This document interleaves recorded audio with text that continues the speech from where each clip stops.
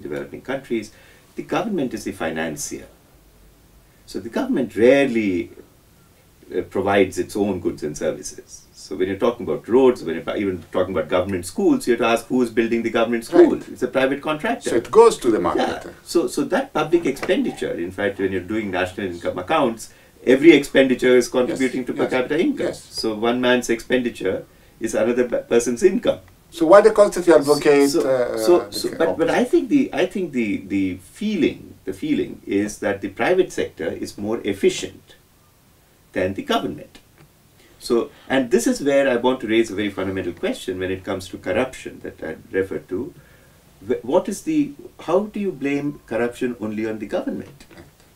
In fact, every contract that is illegal, there's some nonsense behind the contract in terms of rewarding the contract or some kickbacks, is given by the private sector. So to me it's a paradoxical situation where the beneficiaries of corruption or the perpetrators of corruption are actually the private sector, and they find the finger is never pointed at the private sector. So why is it that you create this impression that you're more efficient? The banking scandals are coming out every day. The US is a classic example of corporate failures, and the voice has always been privatize. What do they say? Privatize the losses. Nationalize the losses.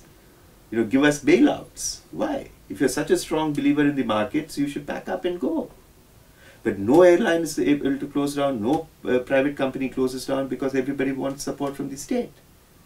And in fact, if you look at the budgets of many of these countries, you find that the subsidies and the support going to government, private sector is phenomenal.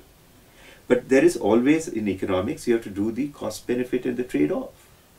Every tax concession that you give to the private sector, the money has to be taken off from somewhere else.